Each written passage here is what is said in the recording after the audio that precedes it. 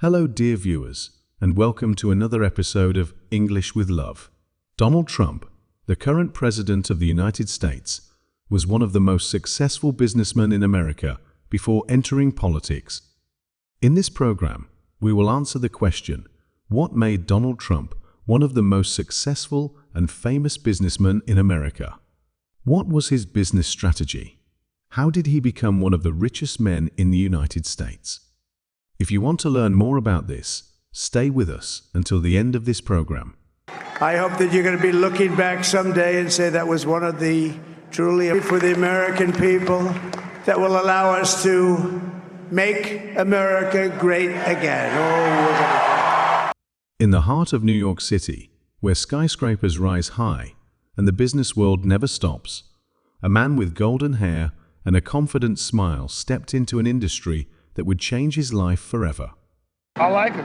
The man's got it made, got everything. Donald Trump, the son of Fred Trump, wanted to go beyond his family's real estate business. His father was a successful builder, but Donald had bigger dreams. Everything started when young Trump, with bright eyes and big ideas, took on a project that would be his first major step in the business world. He bought the Commodore Hotel near Grand Central Station in New York. The building was in bad condition, but Trump saw something that others didn't, an opportunity for greatness. With excellent negotiation skills, he secured special tax benefits from the city and convinced investors to support his vision. The result was the Grand Hyatt Hotel, which became a symbol of his business genius. Trump used several key strategies that made him different from his competitors. One of the most important was tough negotiation. He always tried to get the best possible deals and never accepted less than what he wanted. He learned this skill from his father and used it on a much larger scale. His second strategy was using debt to grow his business. Instead of spending his own money, Trump mainly used bank loans and other people's investments to develop his real estate projects. He convinced banks that his projects were valuable, and as a result, they were willing to finance him.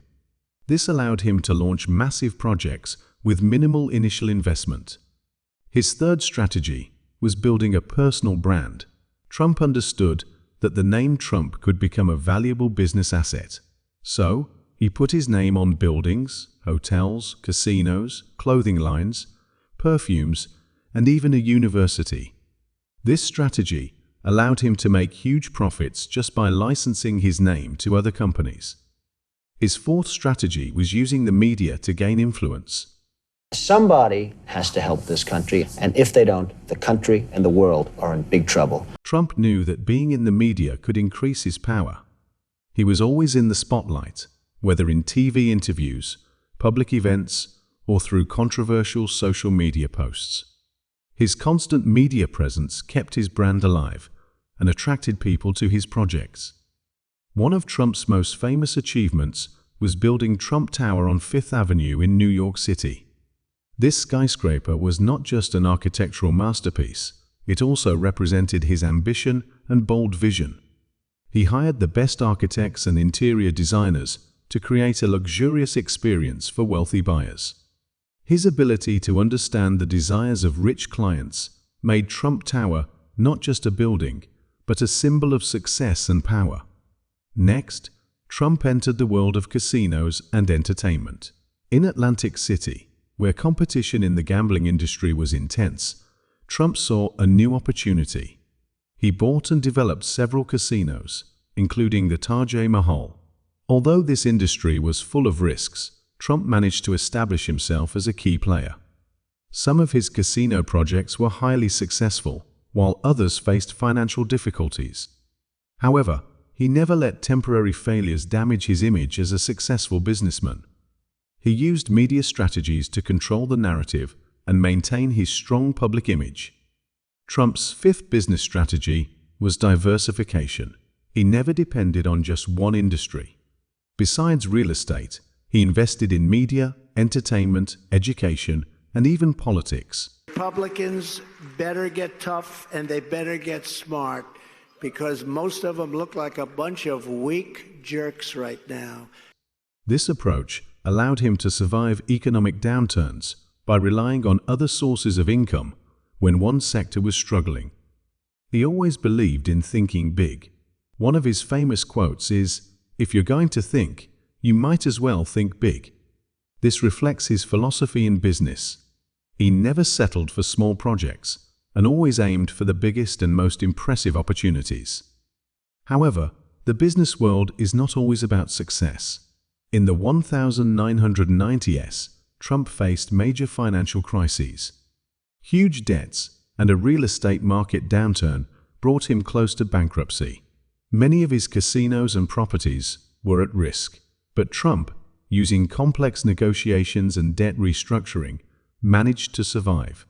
This experience taught him valuable lessons about flexibility, adapting to situations, and using his brand name to create new opportunities. Over time, Trump expanded his activities into the media industry. His TV show The Apprentice, where he played a tough but inspiring mentor, became a massive success. This show not only made him a global celebrity, but also positioned him as a role model for aspiring entrepreneurs. In the program, he gave contestants important lessons on entrepreneurship and management. However, The Apprentice was not just a TV show. It was another strategy to strengthen the Trump brand. In the end, Donald Trump became more than just a businessman. He became a symbol. His name became associated with ambition, success, and sometimes controversy. You're in no position to dictate what we're going to feel. We're going to feel very good. You will feel influence. We're going He built an empire that was not only based on physical buildings and projects, but also on a global brand. While opinions about his methods differ, there is no doubt that he is one of the most influential and talked about figures in the modern business world. Dear viewers, we have reached the end of this episode. Thank you for staying with us until the end. Until next time, goodbye.